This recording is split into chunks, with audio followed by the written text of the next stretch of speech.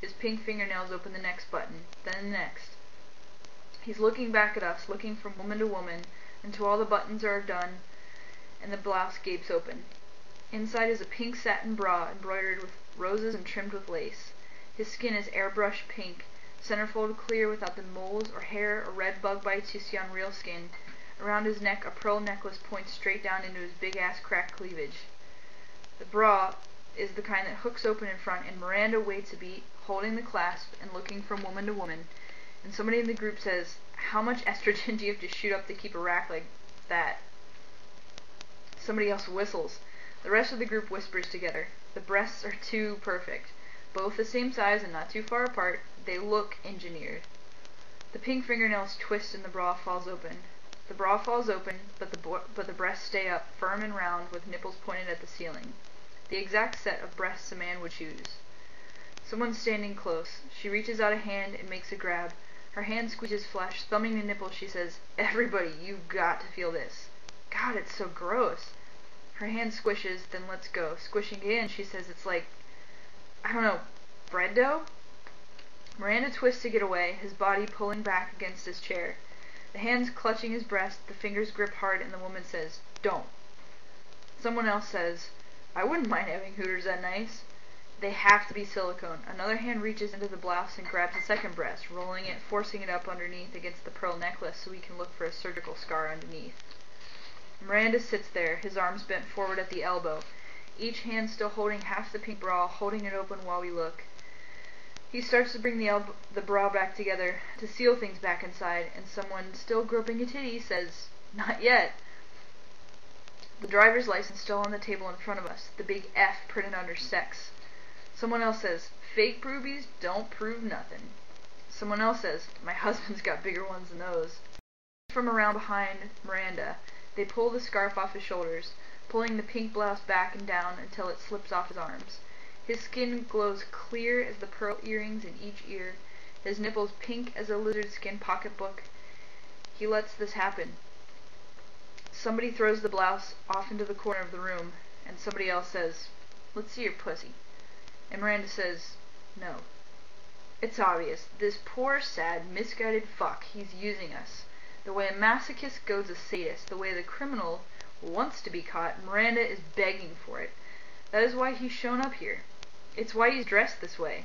He knows the shorty short skirt, those big cassava boobs, they drive a real woman wild. In this case, no does mean yes. It means yes please. It means slap me. Miranda says, "You're making a big mistake." And everybody laughs. We say how consciousness raising means coming to terms with your genitalia. Other meetings we've had, we've all brought hand mirrors and squatted over them. We've all shared a speculum and studied the difference between the cervix of a virgin and a mother. We've had speakers from the Women's Health Cooperative here to demonstrate period extractions with the Carmen cannula. Yes, all this, right here on this wooden table, together, we've shopped for sex toys and studied the G-spot. A little pushing, and Miranda is up on the table. Even on his hands and knees, his breasts still look round and solid, not stretched and hanging down. 6 inches of zipper and his skirt slides down his skinny ass. He's wearing pantyhose. More proof he's not a real woman. The women in the group, we look at each other. To have a man here taking orders. Some of us were molested, some of us raped, all of us ogled, groped, and undressed by male eyes. It's our turn, and we don't know where to begin. Somebody rolls the pantyhose down off his ass. Somebody else says, "Arch your back." Nobody's surprised at how Miranda's labia looks. The skin too frilly, the wet flower look a stylist works hard to get in Playboy or Hustler. Still, the flesh doesn't look soft enough, and the color's too pale, not pink or light brown. Surgical scar tissue. The pubic hair trimmed and waxed down to a thick, thin stripe. Perfumed. Not the way a pussy is supposed to look. The longer we look, the more we agree it's not real. Somebody pokes at Miranda with a car key, not even a finger. Somebody pokes at the folds of her skin and says, I hope you didn't pay a lot for this. Another member of the group says, "We should see how deep it goes." Whatever he is, Miranda's crying. Caught up in his little drama, all his eye makeup and blusher mixed with his foundation and coming down his cheeks to each corner of his mouth. He's almost naked with his stretched pantyhose webbed between his ankles, his feet still in gold elegant high-heeled sandals. His blouse is gone, and the pink lace bra is open and hanging off his shoulders. His firm, round breasts shiver with each sob. He's on the conference table this way.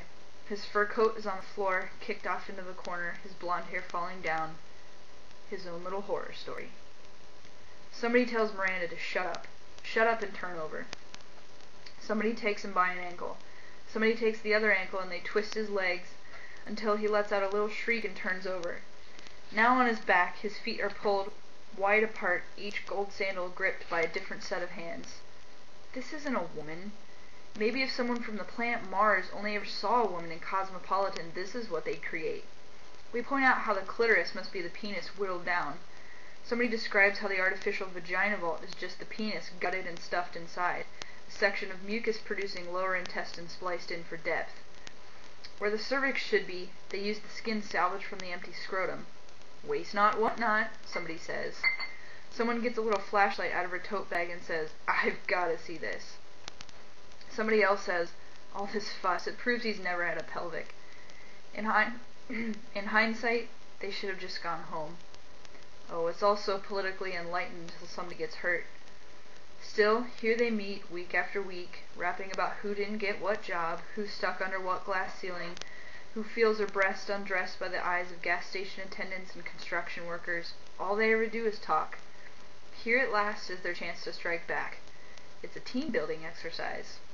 They ask, why is he here? Is he a spy? Experts say a woman makes only 65 cents for every dollar a man makes doing equal work. He makes all this extra dough, and this is how he blows it, makeup and plastic tits. Any real woman's gonna have stretch marks, gray hairs, cheesy cellulite thighs. They ask, what did he expect to find? Somebody is digging with her fingers. Someone holds the flashlight, pushing it forward. The group asks, did he expect a gang of man-hating bulldykes getting together for some hot girl-on-girl rug munching? The flashlight, the little halogen light bulb, must be hot because he's squealing, squirming so hard it takes all of them to hold him down, to hold his legs apart and force him open for a look. Someone says, what's it look like? The rest of the group wait for their turn. Miranda thrashing on the table, the group leans over, his pearl necklace breaks and goes rolling everywhere. The pins drop out his hair, his breasts bounce and jiggle, 2 mounds of gelatin, and someone pinches one by the nipple, tweaking it and saying, shake 'em, sexy mama. Someone else says, we just want to see where you put your balls, bitch. It's an interesting juxtaposition.